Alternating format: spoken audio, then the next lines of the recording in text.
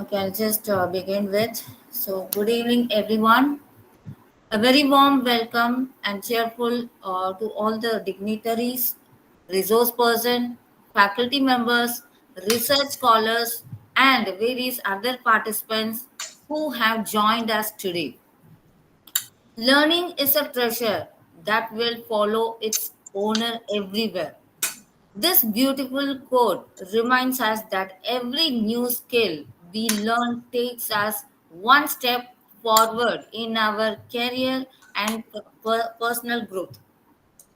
We are truly happy to see so many enthusiastic participants from various institutions joining us for this 10-day international virtual faculty development program on research methodology, statistical tools, and structural equation modeling organized by the Department of Corporate Secretaryship Shift to Agachan Manuel Jain College, Chennai.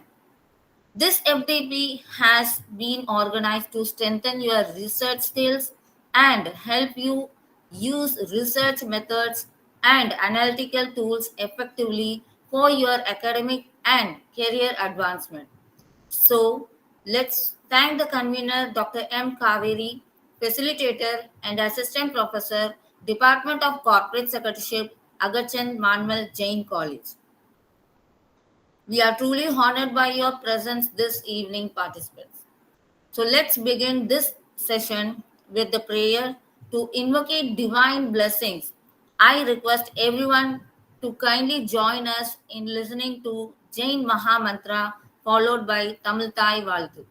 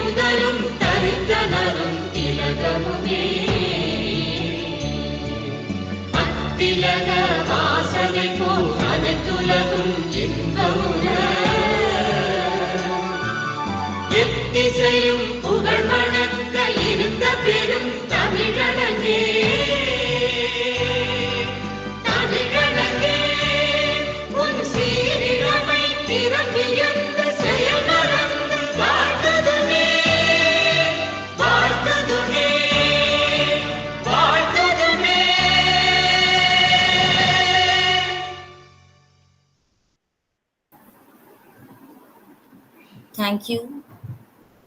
To formally begin the program, I now invite Dr. W. Julius Sudhir, Associate Professor, Department of Corporate Secretaryship, to deliver the welcome address. Ma'am.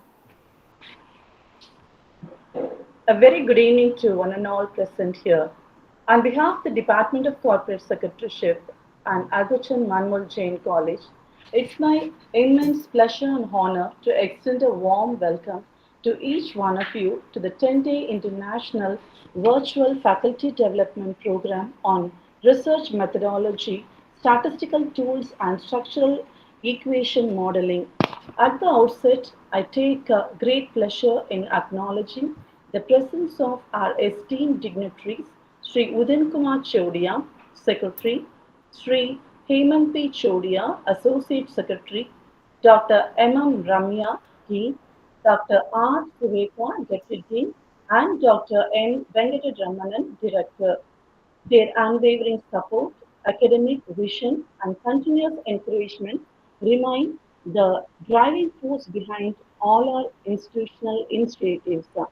It is with immense delight that I extend a special and heartfelt welcome to today's distinguished resource person, Dr. MITESH JAYSWAL, Professor, Department of Business Management, Sardar Patel University, Gujarat.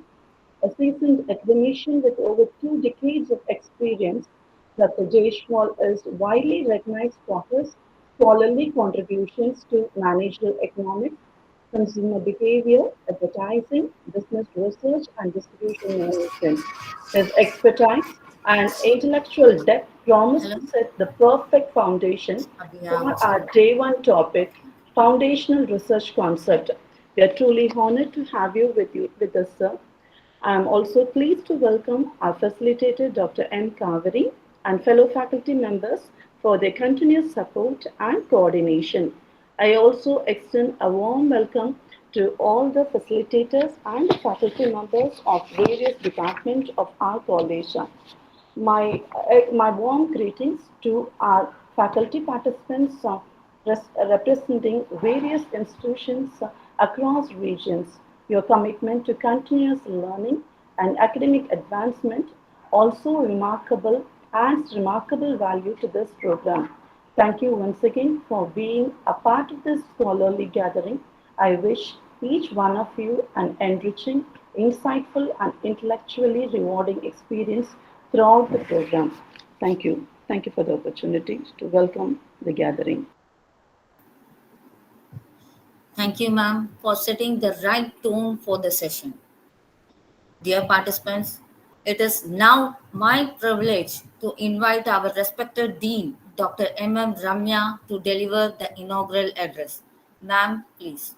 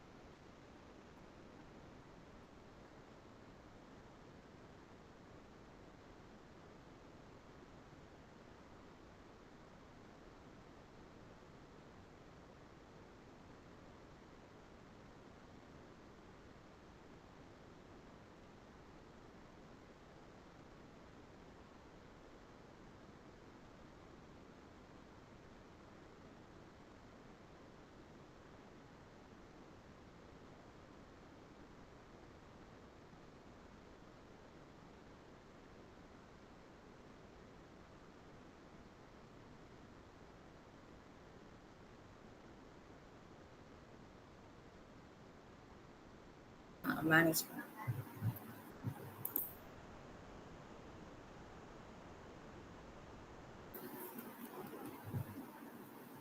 Dear participants, the Dean is arriving now. She is going to join now in a few minutes. Sorry for the inconvenience. Ma'am, I've joined now. Yes, ma'am. So let's welcome our respected Dean to deliver the inaugural address. Ma'am. Yeah. Good evening, everybody. I deem it a privilege to, place before you a very warm welcome, first of all the participants of this faculty development program on research methodologies. And today, actually, we are moving ahead, taking up this particular journey to strengthen everybody, not only our faculty members, but then faculty members across the country. I was informed by the organizers telling that participants are from more than 100 different institutions spread across this country. Congratulations, first of all, to the Department of Corporate Secretaryship for organizing such a wonderful, faculty development program. And I really appreciate all the faculty members who have shown interest, especially after their working hours. It is really hard after such a tiring work and all that today, especially after it's not just teaching, but then beyond teaching, we are carrying so many other roles, so many other responsibilities. Today, teaching has become one of the most difficult, task. And in spite of all that, in spite of all the tiring work, so many of you have joined here to participate in this faculty development program, especially towards improving, strengthening your research capabilities and to foster a research culture inside your institution, to whichever institution you belong to. Wishing you all the very best. And please remember, research is not just an academic obligation. The only message that I want to share between you, amongst all you, is it is not just an academic obligation. Don't just attend research workshops or research programs, or even do a research just for a matter of degree or just to satisfy any metric, but then it has to be a foundation for some kind of innovation, some kind of improving your quality of education or quality of teaching, and of course the institutional excellence altogether. Keep promoting innovation. Let it be in you and let it be to the students, whomever you all teach. Wishing you all the very best. Hope you carry a lot of insights from this workshop. Wishing you all the best.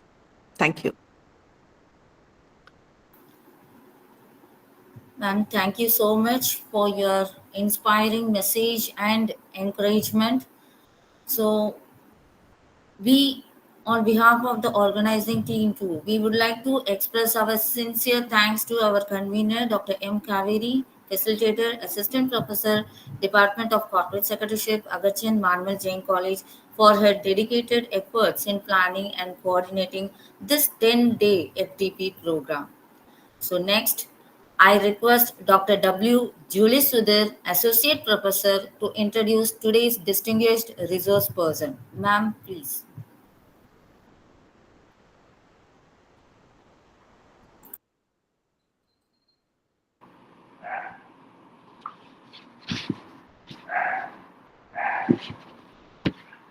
It is my honor and privilege to introduce today's distinguished resource person, Dr. MITESH JAYSWAL, an eminent academician and one of the most respected voices in the field of business management. Dr. JAYSWAL serves as professor at Sardar Patel University, uh, bringing with him over 2 decades of rich academic and research experience. He holds a PhD and MBA and is a UGC NET qualified, further strengthening his academic credentials. He has also completed a prestigious faculty development program from the Indian Institute of Management, Ahmedabad, one of the India's premier institutions. His expertise spans a wide spectrum of management domains, including managerial economics, consumer behavior, advertising, business research, and distribution management. An accomplished scholar, Shah has successfully completed an ICSSR sponsored research project, has published 25 research papers, and is the author of well received academic books. As a research mentor, he has guided 8 PhD scholars and postgraduate scholars, contributing significantly to the development of future researchers and academicians. His leadership extends beyond the classroom. Our resource person currently serves as the director of Gujarat Cost of Cultivation Scheme, the MSP unit of central government, and also holds charge as director of UGC Malviya Mission Teacher Training Center. In recognition of his remarkable contribution to research in academia, Shah has been honored with several prestigious rewards, including being a two-time recipient of Dadabhai Navroji Prize for Best Research Paper and Sardar Patel Research Award. With his profound knowledge, vast research experience, his impactful contribution to higher education, our resource person stands as an inspiration to the scholars, educators, researchers across the country. On behalf of A.M. Jain College and the Department of Corporate Secretaryship. I'm really privileged to extend a warm welcome and respectful welcome to our esteemed resource person, Dr. MITESH JAYSWAL. Thank you very much, madam. Thank you. So thanks, Jain College, Kaveri So, madam, Pradeep. Yes, yes, sir. Yeah. Yes, sir. Yes, So sir. that was a good introduction. Uh, we are honored to have with us Dr. Mitesh Jayswal, Professor, Sardar Patel University, Gujarat, who will be handling today's topic on foundational research concepts. Sir, the session is now yours. thank you. So thank you very much, madam, for the detailed introduction. Thanks, Pradeepa ma'am, Kaveri ma'am, and other teachers of this esteemed college. Mr. Karthikeyan, who is coordinating with me. Thanks for providing this opportunity to be here and interact with this august audience. Now, first of all, let me begin with we are here together virtually. And being a director of MMTTC, many time I heard people to say that when the programs are virtual, participants are not sincere, and there shall be the programs through offline mode only. But that is the thought of those who born in 70s, 80s, 90s. But when you see the today's generation, the scenario is different. Many time in HRDC, when we were taking online classes, we compel people to keep their camera on, be at a steady place, take the notes and focus. Vice versa, when I reach at my home, I see my son who is pursuing his 12th and he is learning physics through online mode. And when we just enter a room, he said, Papa, don't disturb. Right now, I am taking a lecture. And being a guardian, I am happy. The thing is, it saves my cost because physically, when I going to attend the program or that NEET classes would charge me some 2 lakh rupee per annum. Same thing is available in 20,000 when I go on online board. More importantly, I will have an access of teacher from Jaipur, Delhi, even from your place, Chennai, while my son is pursuing study in Ahmedabad. It also saves the traveling cost. So more importantly, if we want to disseminate the knowledge fast, if we would like to reach those who are living at far places, particularly mountains, hilly areas, we want them to talk in the evening time, late night times. So normally in a daytime they have some other work. In this situation, online education is the only way through which we can increase our gross enrollment ratio. So you see right now the efforts that college has put, and we have an august audience here, and number of participants crossed some 130. Right now I can see how many has logged in. So total number of person presence in a meeting is some 129, 130. And it's an evening time I am taking this discussion from my home. Now let's come to my topic. It's a first lecture and I supposed to talk about some concepts. Some 1 hour has been given to me. About 45-50 minutes I will speak. Now, when it comes about concepts, I talk to Karthikeyan sir and ask him, tell me something about the audience. How many are from pure sciences? How many are from languages? How many are from humanities? What I heard that it's a mixed audience. So here I cannot determine exactly what topic I should start with. And it's a first lecture, so I'm not blessed with a one particular topic like the other speaker, because second day you have problem identification, third day you have a literature review, you also have about the ethics, you also have, so particular topics were there. And I supposed to compile certain important concepts and talk with you. So basically, I would like to touch upon few points which are important as based of my understanding in research. And what I wish that anyway during the PPT or discussion, if you have any question, feel free to ask. If you have any question, try to be in brief, but ask the question. So instead of whatever I think and then I will speak, better I will talk on the topics or the issues that you will raise. So I'm sharing my PPT.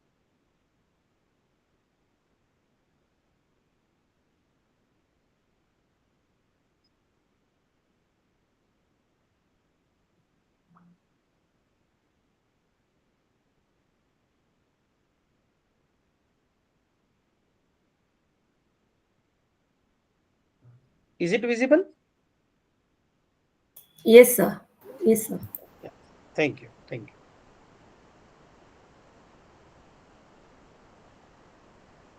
So first of all, let's think about a research problem. How someone thinks exactly what I need to do, what topic I would touch upon, what research I shall do. Now, as a PhD guide, when I think, normally students are coming with a very rough idea that this is what I need to do. And instead of that raw idea, I am more interested to know about the source of that idea, that from where you brought this idea. Now, you see, we need good input to produce a good output. If there is a garbage in, certainly there will be garbage out. So we want a data, we want an information. So the question comes, how I will get an information? Because normally in PG, after which we pursue the PhD, and now under NEP, after 4 year UG also we can pursue PhD. We have some broad choices. Like if someone comes and tell me, sir, I would like to pursue PhD on logistics. Now logistics is such a wide subject. In logistics, which concept, which topic you would like to touch upon? Or student comes and says, sir, I would like to do PhD in advertising. Now advertising itself is an industry. Would you like to do research on that industry and write a paper on the same? So certainly we have to go with a funnel approach. We have to narrow down. So broadly, let them identify the topic, how they will identify the topic. Now, as far as the topic identification is concerned, there were four broad category of sources. One is through expert lecture. So sometime, someday, someone is listening someone and he will get awakened and feel, no, no, this is something which is spoken by the speaker, I shall work on that. It would like a corporate leader was talking about a growing NPA in his industry and someone feel, no, this NPA is due to political uncertainties that he is pointing out, but let me prove it with empirical evidences that political uncertainty has an impact on NPS. So when you listen expert, you will get a good idea. One is through secondary sources. Now when I'm talking about the secondary sources, instead of research paper, at this level, I prefer the research report, maybe KPMG report or some other consultancy report. So various reports pertaining to some industries or macroeconomic variables are available. So when someone is reading these reports, he may come out about a problem on which he can work on and try to get the solution. There are panel discussions. So many times on television, on audio visual medium, there are some panel discussion where some contemporary topics were there and two and three experts were discussing. There are some articles in secondary source, I can say. I am not talking about research paper. Let me make you very clear. There are about some newspaper articles. There are about some magazine articles. There are some articles which published in supplements of newspaper, like brand equity in Times of India. So article been published in some supplement, and that also pertain to an industry. And last is an in-depth interview, which has been taken by someone and broadcasted. Right now, it's a time of that podcast, and many podcasts are based on the in-depth interview. So you see, when we when we get the information from these sources, it works as an ignition point in our area where to work on. Friends, the question comes, why I am focusing on this idea toward the problem. What my experience is, it is not important the efforts that you are putting in your research. If you want, I may repeat. It is not important that the efforts that you are putting towards your research. Neither it is important that the sample size that you are taking, it is a large sample or a small sample. The more important is the relevance of the problem that you are addressing. If the problem that you are addressing is worth addressing, your research would be considered as a good research. If you are working on something which is contemporary, if you are working with something which provide a long listing solution, if your idea is out of box and people feel, this is something that you need to do, certainly your research is considered a worth doing research. Let me give a small example, very small example. We all had seen the nail, which has been used by the carpenter to fix the woods. Now, someone has converted that nail. Initially, the nail been fixed with hammer. Now, someone has converted that nail into screw. So now, instead of hammer, a screwdriver has been used, and because of that, the strength of the nail has increased like anything. Now, what do you see? The conversion from nail to screw. Is it a big outcome or not? It's a big research or not? The answer is yes. If you not agree, just see surrounding you. How many things been fixed because of screw? If screw is not there, would it be possible that there will be a tube light, fan, ceilings, furniture, even your computer using the small screw? Now, what the what the what the invent? It's a small problem. Just it increase the strength of a nail, but the increase in the strength is a many time with very limited expenditure. Just converted a nail into screw. So when we start, we need to identify a contemporary problem which is worth solving. If the problem is worth solving, then certainly people are interested. If people are interested, then they will cite your paper. Many times my observation is few of the papers which are not published in Q1 or Q2 journal, but just they are available online. Maybe a normal Scopus Index journal or a Web of Science Index journal, which is not a Q1 category journal, which is not a A or A star category journal in ABDC. But the paper is available, and you see the citation that they are gaining. And the question comes, why the paper is so many citations? Because people are interested to read. Anyhow, knowingly, unknowingly, intentionally, unintentionally, you have contributed in a field in which people are interested, in which the fellow researchers are interested, the field in which really contribution is required, and you have contributed. So the starting point is most important. We have to think on before begin.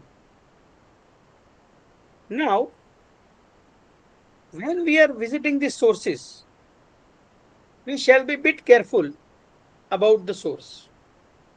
Because you see, as I said earlier, that garbage in and garbage out, if the source is not credible, whatever information that you assume is true, but in real life, that information is not true, then you will be in trouble. So at least while referring the source, see that who is being targeted particularly, who is the audience of this source. Is it a report which has been referred by corporate to frame their strategy? If the answer is yes, certainly that report is reliable. Otherwise, from a longer period of time, corporates were not using that report to form that strategy. Right now, think about the format also, because data visualization and data presentation, many times data has been presented in a such a way that it will prove the point which the researcher intended to say. So is it the format and presentation is neutral? What was the purpose? Is it for a commercial purpose? What is the scope? Would it be based on the large number of data? Scope will makes you understand whether the research has been generalized or not. Whatever outcome of the research are, is it been generalized or not? And last is the authority, who is the publisher, what credential he bears. So what I say, initially when we begin, we have to go with the secondary data and try to understand. And you see, even in there are three parts. If Mahatma Gandhi has wrote a letter to Pandit Nehru, and if you have an original piece of that letter, I say it's a primary source. If someone has quoted few of the sentences with his own interfere inferences in his book, I say it's a secondary source. And if someone has just given his opinion about the letter, I say it's a tertiary source. What we shall write, if we come to know something about tertiary source, instead of making a conclusion out of that, we shall try to reach the secondary source. Even in secondary source, if you get more better, we shall try to get the primary source and then make our own inferences and begin. So normally what can happen, we start working with the point that we like.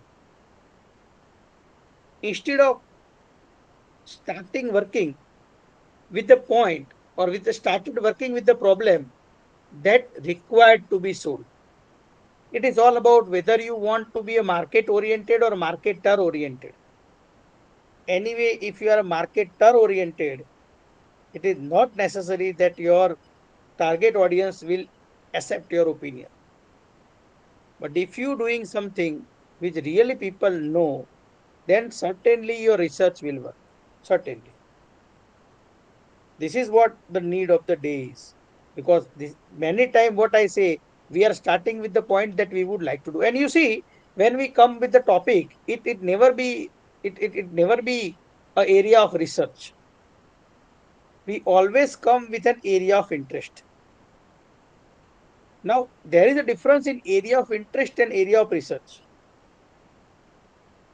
For example, when I was pursuing my PhD in 2013, before that, I attended a training in life insurance, did an associate diploma in life insurance. So I feel that let me do something on life insurance.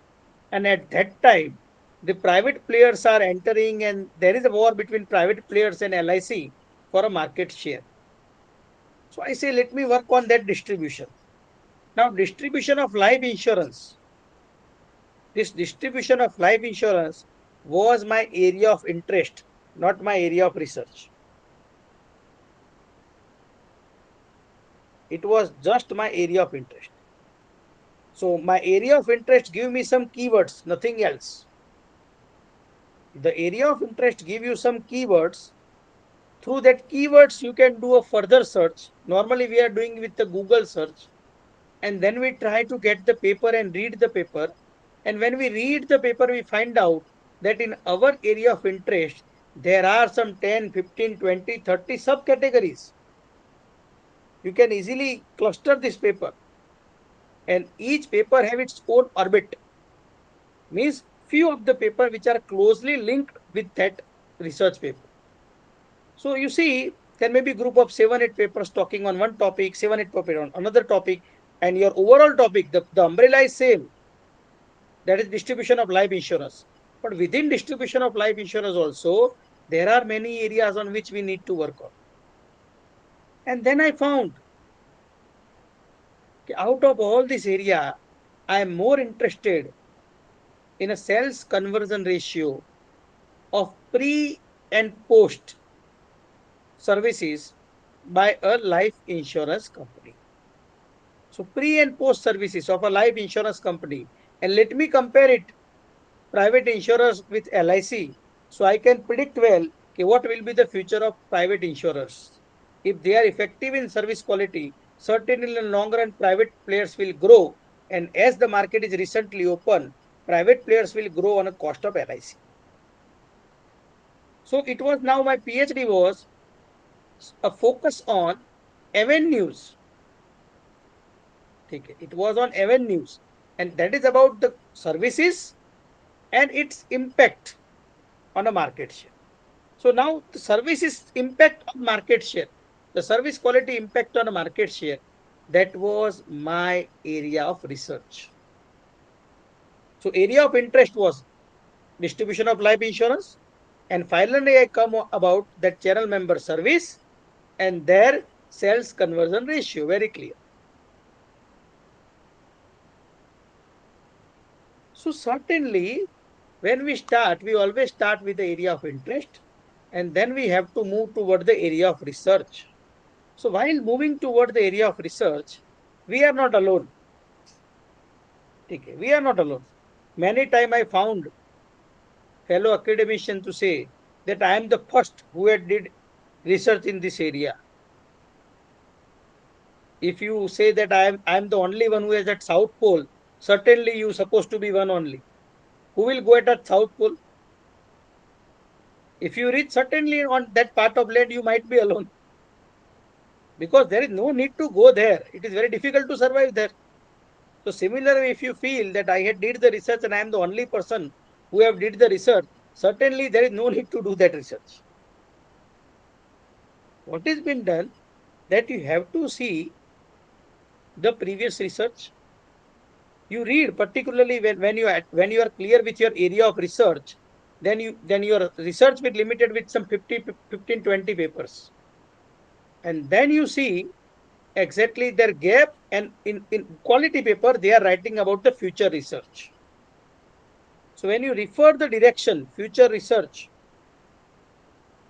then you will get more clear because good researcher always accept their limitations, and normally they say that this limitations is required. If they say 3 or 4 limitations, they say out of these 3 or 4, somehow I was not able to address the first and second, but if you address it, it would be a new research. So there are future research section. There are gap section where they mention some 3, 4 gaps, and they say I had addressed 1 or 2 gap, and then we move further. So this is what the approach should be in the beginning. So normally what I suggest that when you start, we shall not start with the topic. Instead, at this exploratory phase, we shall start with an idea. Even in conference, if you have submitted the title, and while you submitting a research paper, a full research paper, and if you request that there is slight modification in my title, the area will remain same, but I'm bit modifying in my title. While submitting my abstract, my title was bit different, and now I'm submitting a full paper, my title has been different. Still, normally your paper will get accepted if it fall in the same category. So certainly when you are writing, and when you reach at the primary data stage, at that time I see that 80-90% you are clear about your title. So don't be in a hurry in writing the topic. Just start with an idea. For example, as I begin with, you just listen a speech somewhere, and the question comes, what hinder people from succeeding? And the question comes, there are 2 broad reasons that why people won't get succeed.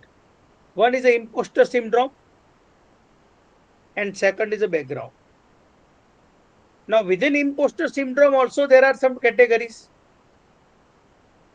In STEAM, stereotyping, early childhood experience, fear. In STEAM also there are 2 categories, whether it is engineering or science. If early childhood experience, it is with the parents, teacher, out of school activity. If it is a fear of failure, is it a resilience or a mindset? If it's a background, would be the gender or caste. So when you read in your area of interest, you get very clear that this is where I need to work on. And once the idea is clear, you start working on without taking bother to finalize your title, the title of your paper. My habit is once my paper is ready, then I used to write my title. Yes, I have an idea what I am doing it, but to word title when you're talking about, normally I complete my paper first and then make the title, and I try to be with some 9 to 12 words. I believe it shall not be more than 12 words. I try to be as less as possible to 9 words, and then I will frame a crisp title for my research paper. Once you are clear with the problem, okay, this is the problem that I would like to address on, then you have to define the research question. Now, research question is what? Research question is the question with which you are starting your research, and you expect that at the end of the research, this is the question which has been answered by your paper based on empirical evidences. Now, again, a question comes. What do you mean by empirical evidences? Empirical evidences means evidences which has been gathered either through experiment or through observation.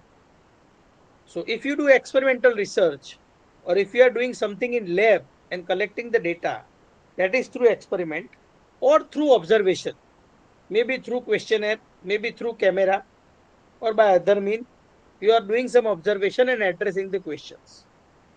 So questions, research questions, while a person is reading a research paper, particularly research questions are the promises that you are making. Okay, these are the questions that I will address at the end of the paper. And he is reading the paper because he wants an answer of this research question. So we have to make a very clear research questions, and then we have to add. So normally, initially, your question should be when you are framing this research question, initially the question would be based on dilemma. Dilemma means some problem. This is where you need to do. And you see, normally, as I said earlier, when you are writing a paper in an introduction section, the most important part is a problem.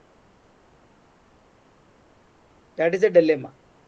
So with certain data, with certain empirical evidences, you put a problem in such a way, and your objective is to prove two things. First, the problem exists, and second, it is worth solving. Am I audible? Yes, sir. Hello? Yes, sir, you are audible. It is going okay now? Yes, sir. Yeah, thank you. So, you see, at that time in introduction section itself, while you writing a research paper, you talked about the dilemma, and then you also mentioned that the dilemma is worth addressing. So, as an example, you may talk about that though in PhD, when we see the 40% candidates are women who obtain the PhD degree, but when we see the ratio in academics, we found hardly 15% females are employed as a teacher, 85% are male. Now, logic is very simple. If the ratio is 40% in PhD, certainly more or less ratio should be there in higher education, particularly in teaching. But why this ratio is not there? So somewhere the research is required to be done. So just you create a contrast. You see, people like contrast. Normally, even when we wear clothes, we see that our clothes are in contrast color. Okay? We are not matching all the clothes which are of same color.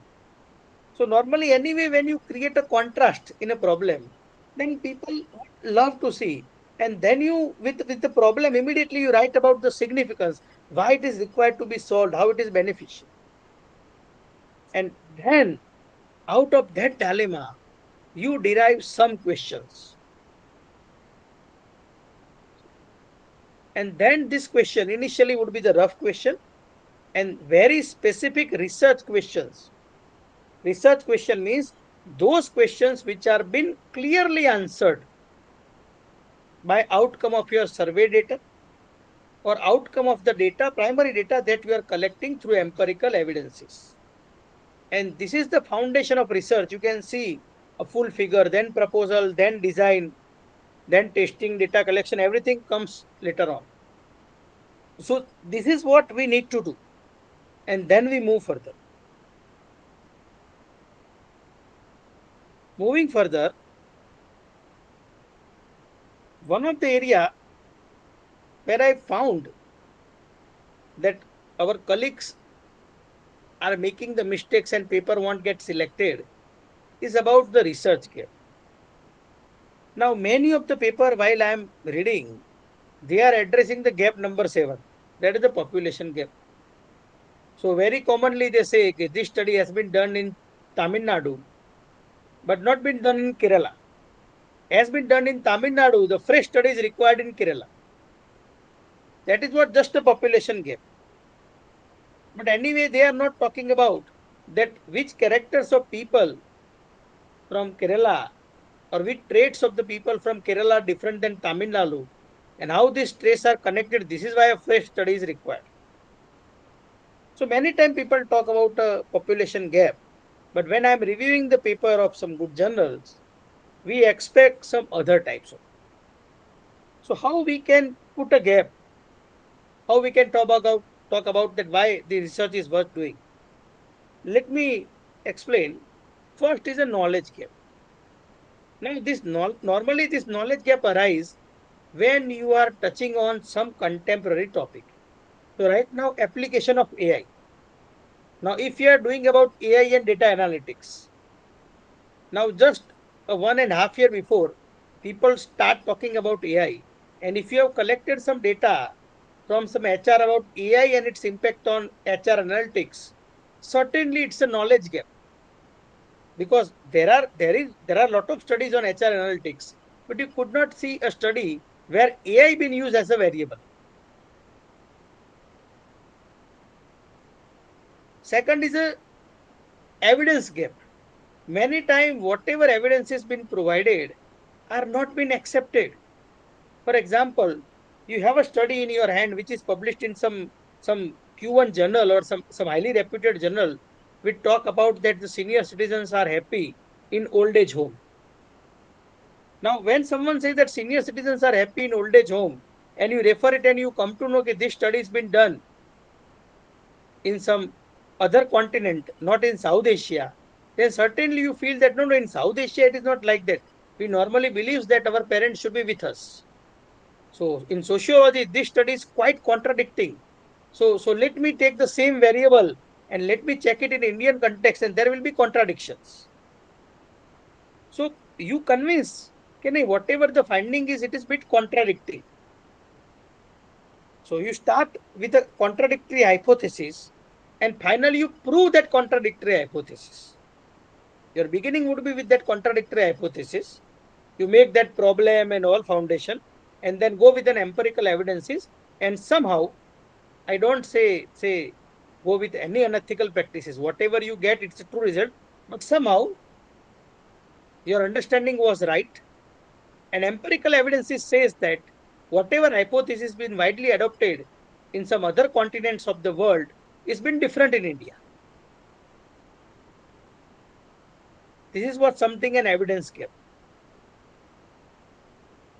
Moving further, there is a methodological gap. So methodological gap, if I will give a small example, many times I see that we are doing a cross-sectional data. Now, cross-sectional data means once we do the survey and on that basis we are drawing the conclusion. But when we are doing some longitudinal research, that one point to another, so when we go for a longitudinal research, the result would be different. So recently ICSSR come with a proposal particularly for a longitudinal research. So that is methodology because in India, Majority of the research that we are doing are cross-sectional in nature. We are not taking cohorts and taking the inputs at different interval of time. So it's a methodological. Many times a study been addressed through qualitative research, but you feel that through quantity it can be addressed better, or it has been addressed through quantity and you feel through quality will be done it better, or whatever data been collected, that empirical evidences are not sufficient. The paper has been published by someone, but the empirical evidences are not sufficient. You feel okay, no. As far as the sampling is concerned, it is bit poor, or as far as the elements which has been considered as a sample are not represented population. There is a practical knowledge gap. Many times we see. So there is a disconnect between the theory and the practice.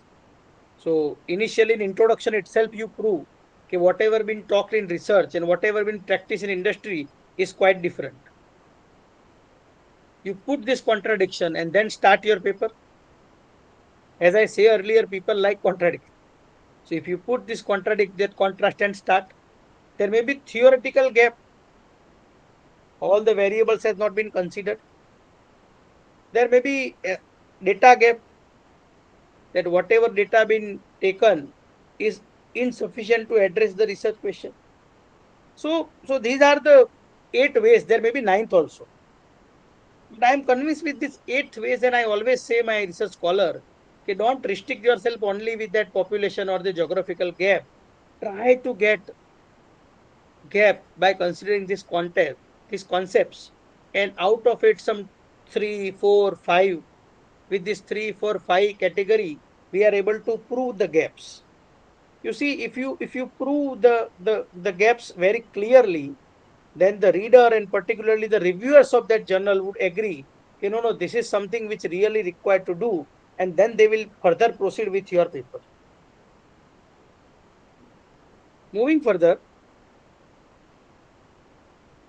one of the problems that I found is with variable identification. I prefer to talk on variable and sample. These two topics I had taken. The sole reason was, as far as the flow of this program is concerned, it includes structure equation modeling. So let me talk with very basic. You see, when we talk about variable, there are independent variable and dependent variable.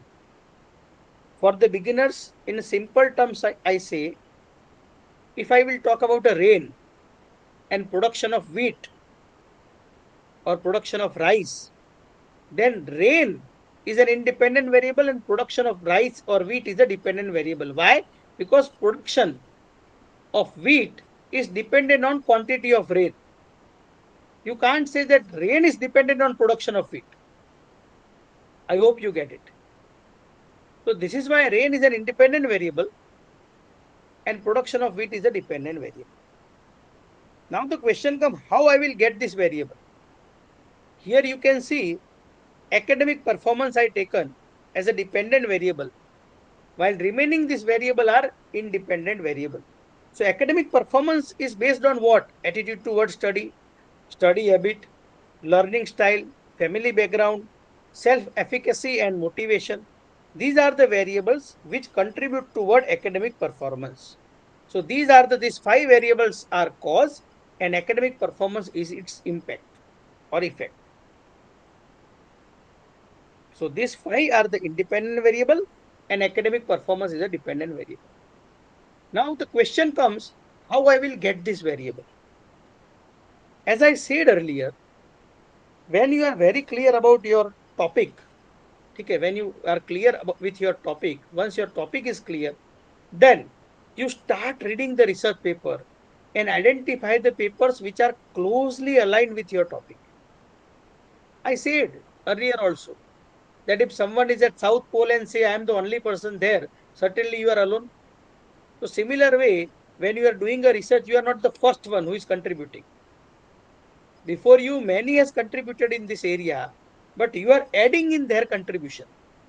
You are addressing those points which has not been addressed by your previous researcher, maybe because of some reason. It may be because that at that time that the point has not been arise, it was not contemporary, or it may be because of they have some limited resources. So what you do, or even you are combining two or three of your previous researchers, and you consider all that three research and then try to develop a fourth one. So when you do a literature review, through literature review, you are able to identify this variable. So this relationship, independent and dependent, been proved by your previous researcher, and from that paper only, we are identifying and developing the model. And this would be our conceptual model. Now here one question comes right now under national education policy. Many times people say that we have to consider IKS, Bharatiya Gyan Parampara. And many times I observe that researcher is quite skeptical. They have a doubt that Bharatiya Gyan Parampara means, shall I talk about that Bhagavad Gita and other religious scriptures only in my chemistry or physics? The answer is no. Bharatiya Gyan Parampara means whatever been talked in India about physics. If you are in chemistry, whatever been talked about chemistry. So, for example, when I'm talking about an academic performance here, okay, I could have another variable here about spiritual orientation of the student. Whatever religion it would be, I could have another variable, that is spiritual orientation of the student, its impact on academic performance. Or I can say whether his family, whether it's in joint family or nuclear family, and its impact on academic performance. Let me collect the genuine data. Now, this kind of variable which are Indian in nature, you cannot find in literature of Western world. Anyway, IKS does not say that we will not accept the Western philosophy or Western research. It is all about that we shall come out from the inferiority complex, that everything been done in West only and we are not doing here nothing.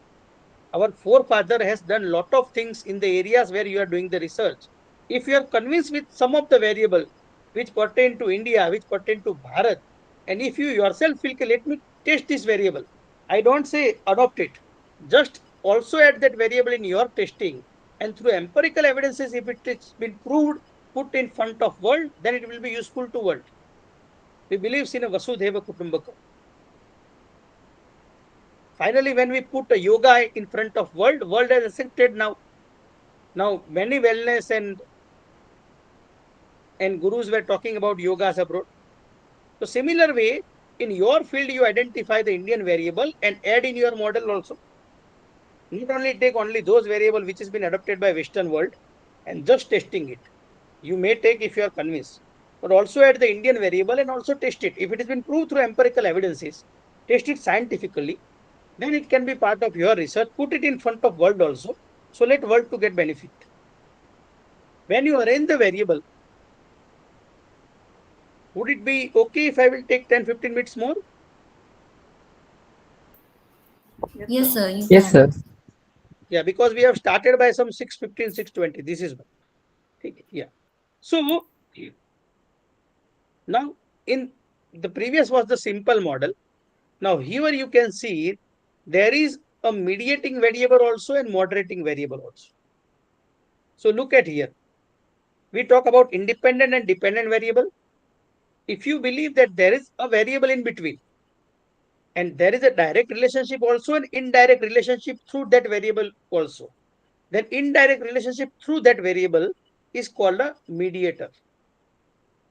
And moderator means the variable, if you divide that in category, there will be difference like a gender. So if you go with the gender, the relationship or the impact of the relationship would be different. Then when you talk about a gender, geographical, or this kind of variable are called a moderator variable.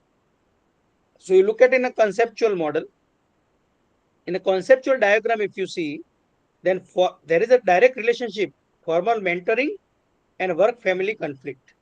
This is a direct X to Y. So X to Y, direct relationship. Then when you talk about X, M1 and Y, that is formal mentoring, access to resources and work family conflict. This is what access to resources means, mediating the relationship between formal mentoring and work family conflict. Similar way, you can see that M2 is also mediating the relationship between X and Y. And as far as W is concerned, that is moderating the relationship between X and M1 and X and M2. Now this mediation and moderate, this word been used further when you learn the structure equation modeling, but you get with this basic concepts, and this mediator, moderator, you will get from the previous research. So when you study the previous research, you will get out. One of the issue that I would like to address is about the sampling. And many times, you see, it is not about testing the food. Testing the food is not a sampling in social science. Because when you taste the food, you can take food from any part. The quality will remain same. The taste will remain same. But this is not the case. You take anyone as a sample, then the opinion will get different. So as far as sampling is concerned, we're supposed to be very careful. Now in sampling, you see here, we always go in statistics, go with alpha. We say alpha 0.05 and 95% level of confidence. What is alpha? Alpha talks about type 1 error. Type 1 error means when H0 is true, it is correct. Still we are rejecting H0. That is what the type 1 error is. So we would like to minimize the type 1 error. We keep it alpha 0.05. I also see someone keep alpha 0.01. I don't have any problem. Okay, if you want that if H0 is true, it shall not get rejected, and you are highly conservative about the present state, that whatever is present, H0 means a present status quo, and H1 means you would like to change whatever that you are telling. So we are but you see, alpha plus beta, that is type 1 error plus type 2 error, that alpha plus beta is equal to 1. So if you get more conservative towards alpha, that we are 0.05, in that case, our beta remain 95%. So there is, in a layman language, I can say there is 95% chance that though H0 is false, it will not get rejected. You get my point? There is 95% chance that though H0 is false, it will not get rejected. Now what to do? That H0 is false, but do not get rejected. This is what the type 2 error is. So do not reject a false null hypothesis. Now here, if you want to reduce the type 2 error, that is a beta error, what to do? You have to increase the power. So anyway, if we take 0.5 P and Q, go with the formula and 384 samples, it is not sufficient. We shall try to get as more sample as possible. The simple way to increase the power of a statistics, that is to reduce the probability of type 2 error, is increase the sample size. So when we go with a structure equation modeling, we shall take the sufficient number of samples. Many times people says that we shall take 30 per variable, 40 per variable, many formulas were there. But we shall take a sufficient number of sample. We shall also refer our fellow researchers the number of samples that they have taken. And if you would like to match our study, then you see the category that they have gone with and the sample that they have selected. So this is what a primary concern that we have to address.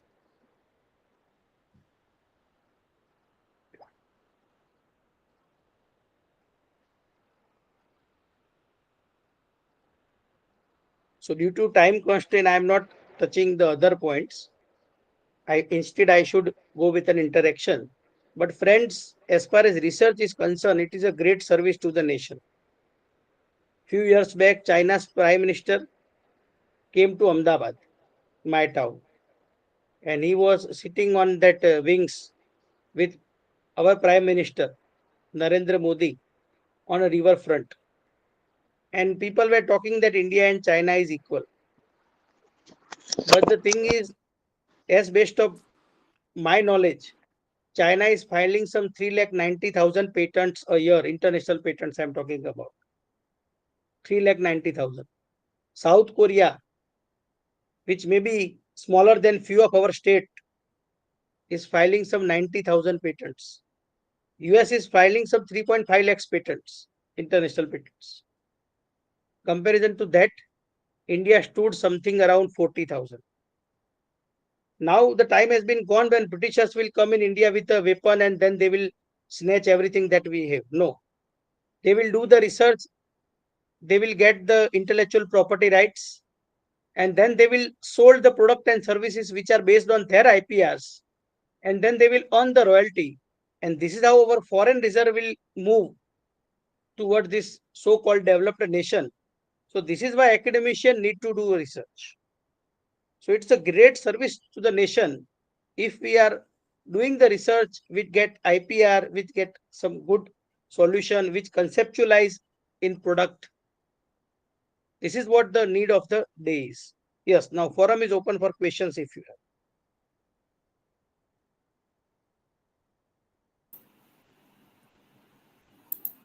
Yes, Even anything you would like to share, you may share. yes, We have audience. 148, many are more experienced than me.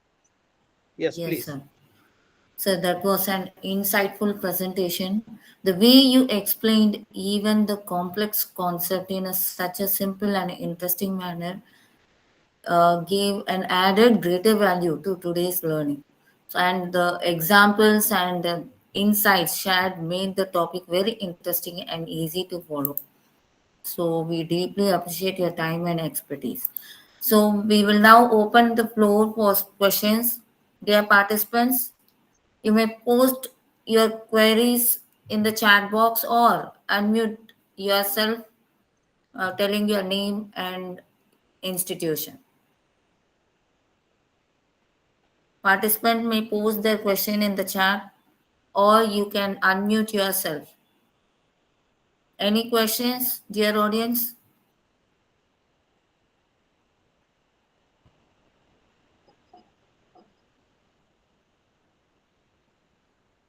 It's now participant to ask your queries or questions or doubts with the resource person. Any questions?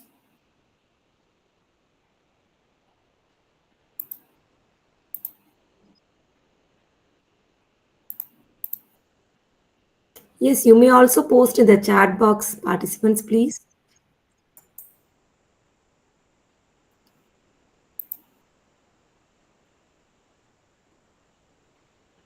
If you have any questions or any doubts, you can get clear with our resource person.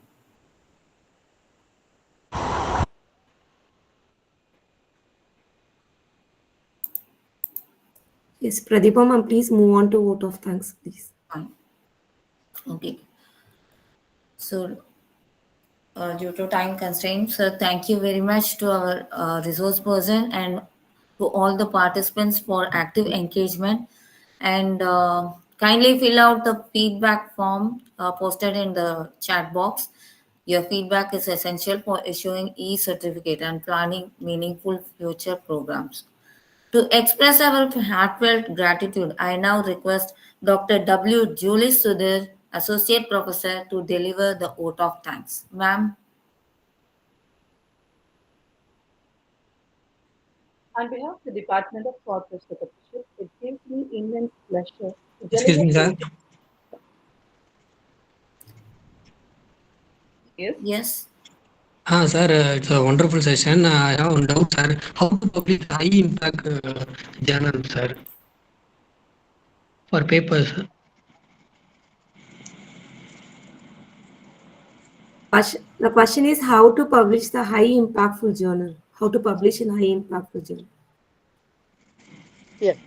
So the first and foremost important task is, if you would like to publish in a high impact food journal, start reading the papers from high impact food journal. First and foremost, you start reading the papers from that journal pertaining to your area. When you read these research papers, then you will come to know the kind of topics they are addressing and the way that they were addressing. And in their paper itself, they are writing the section of future research. You have a section of future research, and they are also talking about the research gaps.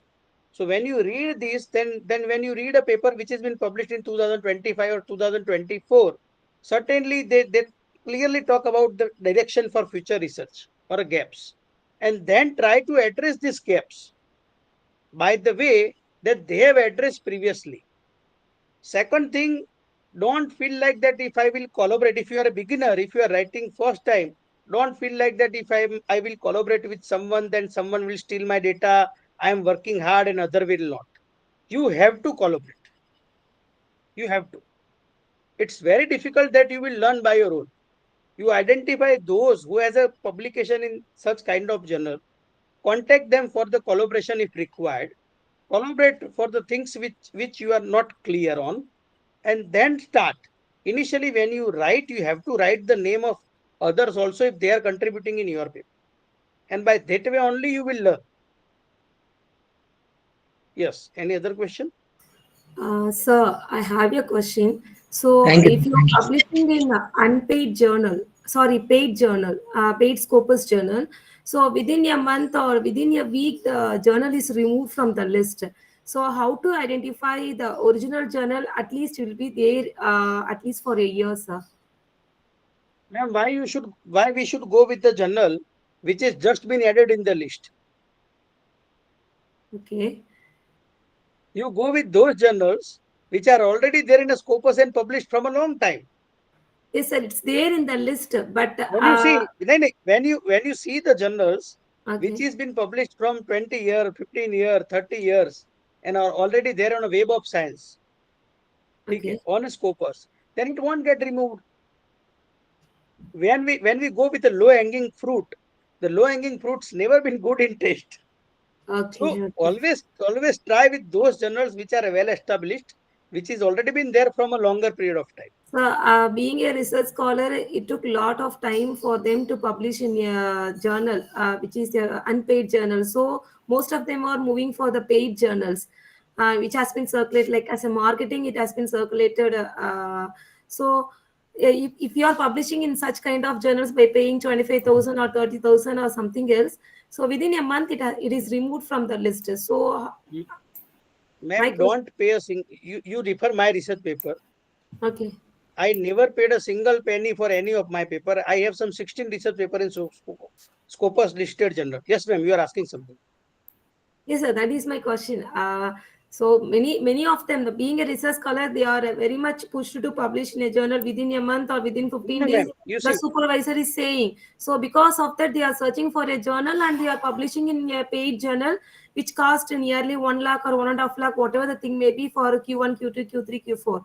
So, but within a month, it has been removed. It is removed from the list. So many of them are suffering while submitting the thesis. ma'am, as far as the submission of, as far as the paper is concerned and the PhD scholars are concerned, first paper a scholar shall write. The duration of PhD, minimum duration is of 3 years. First paper a scholar shall able to write after completion of first year would be some between some 12 to 18 months of his research or her research, and would be based on the literature review, ideally, Oh, in okay. social sciences. Now, what get happen? At that time, student miss that paper. Second time, when you are collecting the data, don't go with the Scopus listed journal.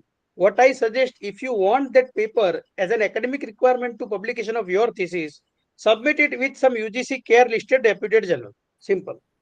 As far as the Scopus listed journals papers are concerned, you think that it will take at least a year. And Yes. when you submit the paper, then you always start with some 3 or 4 journals with which the paper is suitable.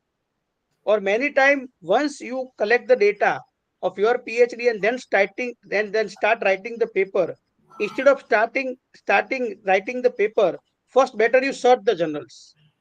Okay, Okay. which are the journal? What is their requirement? Let have a measurement of plot, and then we start making the map, and then we will build a building. So you make a list of 3, 4, or 5 journals. Okay, these are the 5 journals where my topic or my area of research can be accommodated. What is their requirement? and then you start writing the paper from your PhD work.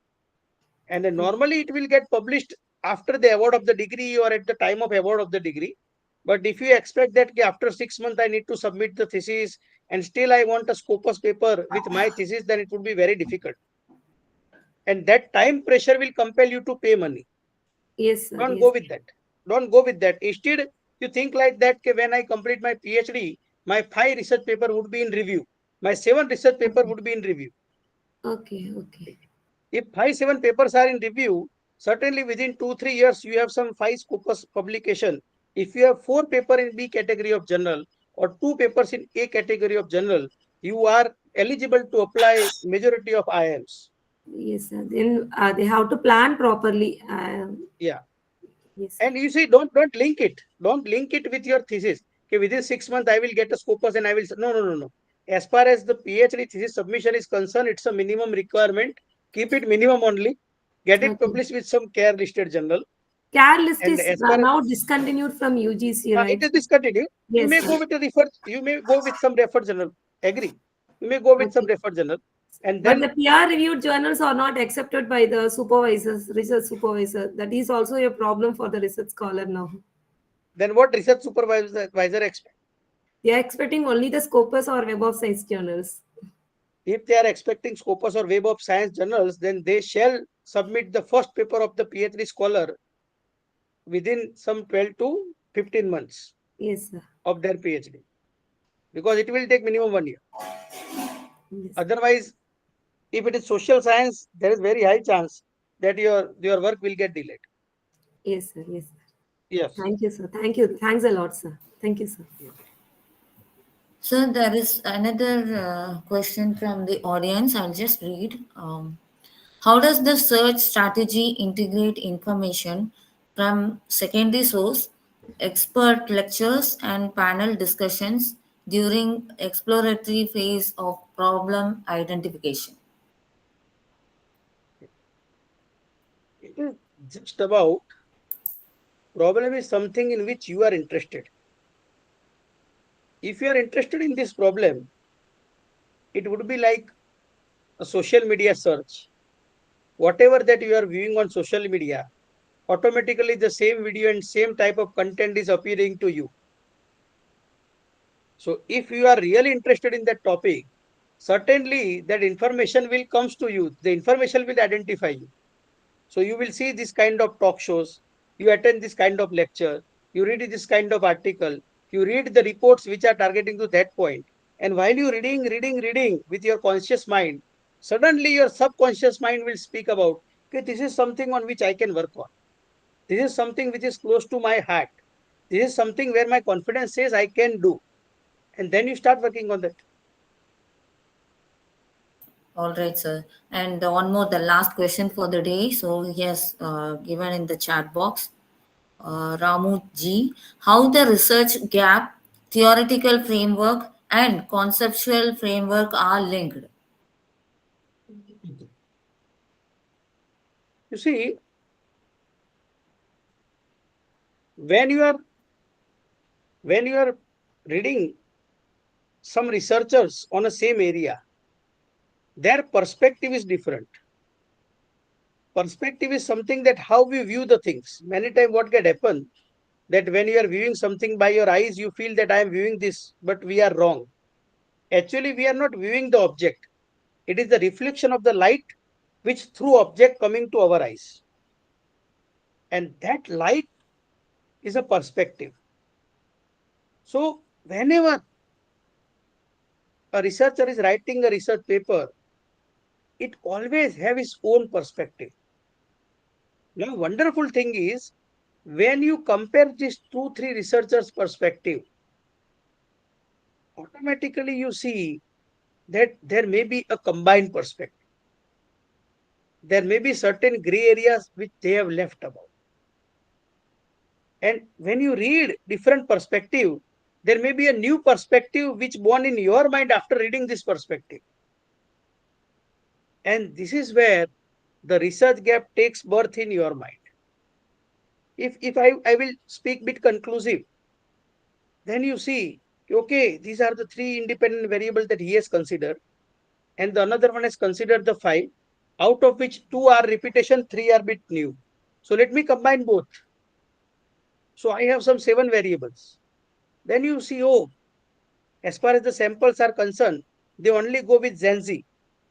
But I can go with Gen X also, Gen Y also. Why not I compare them? So you expand the scope also. So by that way, one is expanding the scope. Second is adding the 2 variable. One more variable you are adding from your side. This is an Indian variable which is not been considered by them. And you are adding it. So by that way, you are giving novelty to your work. And we have to give novelty in such a way that relevance of that work will get increased.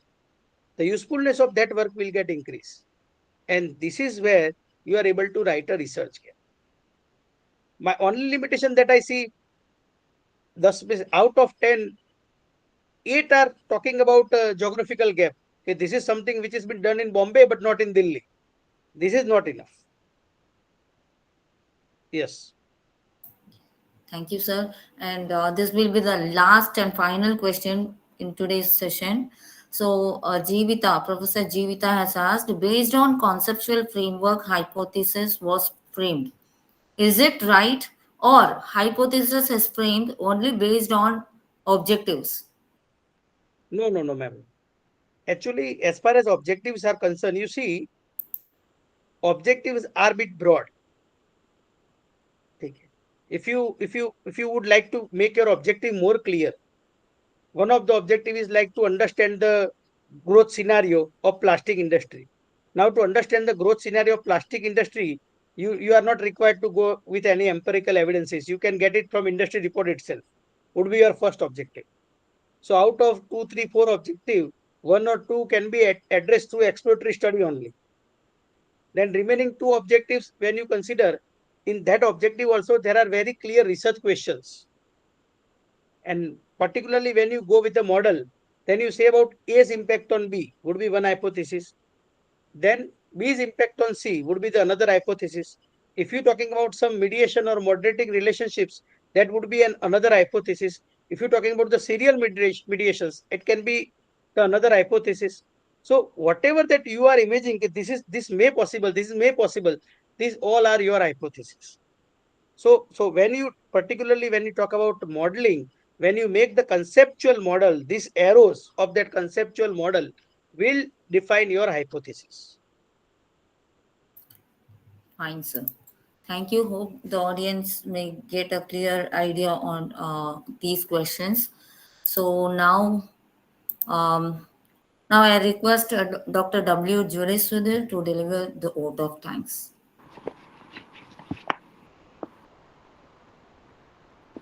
On behalf of the Department of Corporate Secretaryship, it gives me immense pleasure to deliver the vote of thanks for day 1 of our 10-day international virtual faculty development program on research methodology, statistical tools, and structural equation modeling. First and foremost, I express my sincere gratitude to our respected dignitaries, Secretary Sri Udan Kumar Chodia, Associate Secretary Sri Hemanvi Chodia, Dean Dr. M.M. Ramya, Deputy Dean Dr. R. Surekha, and Director Dr. N. Venkataramanan for their consistent support, encouragement, and unwavering faith in all our academic initiatives. A special and heartfelt word of appreciation to our esteemed resource person for today's session, Dr. MITESH JAYSWAL.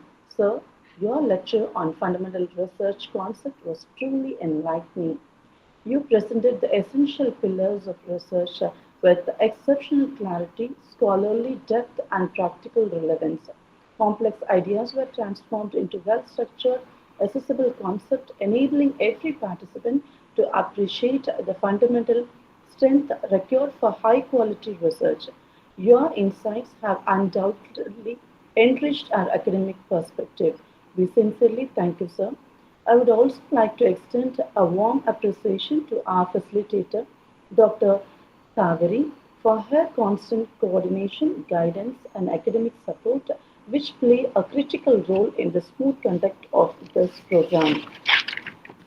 My sincere thanks to our fellow faculty members of the Department of Corporate Secretaryship whose consistent involvement and support strengthen all our academic endeavors.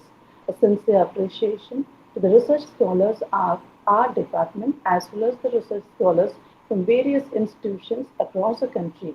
Your academic enthusiasm, curiosity, and engagement add great value to this FTP. I also extend my heartfelt thanks to all my faculty participants from different institutions. Your active participation, insightful queries, and enthusiasm contribute immensely to the success of this program. My gratitude also goes to my fellow faculty members for the great support and to Mr. B. Karthikeyan for his seamless technical support and to Ms. Dr. N. Pradeepam for her vibrant and inspiring comparing that brought warmth and continuity to the today's section. Once again, I extend my deepest gratitude to everyone present here. Thank you for making today's session truly meaningful, enriching, and academically inspiring. Thank you all. Thank Ma'am, you, ma'am. hello. Yes, sir. I Ma'am, had put my email ID. you're not able to Thank you very much. upload the feedback form as well as the day one attendance. The link is not, you're not able to access the link. Ma'am. Uh, Sir, fill the feedback form from your registered mail ID, sir. In which mail ID you have registered for this Yeah, FTP? yeah. So fill Ma'am, through that, sir. okay, ma'am. Okay, Yes. okay. Thank you, ma'am. Thank you. Yes. Sir. So for to restrict those who are not registered, so they are also filling the form. That is the reason for having this restriction, sir. Yes, sir. So with this, we conclude day one of the FDP. With meaningful insights and shared learning, we bring today's session to a close. And thank you all for joining us today. We look forward to meeting you tomorrow at 6 p.m. for day two of our FDP. And this is Pradeepa Nagarajan signing off and have a pleasant evening. See you again. Bye. Excuse me, ma'am. Hi, ma'am. Pradeepa, ma'am. Yes, ma'am. Yes.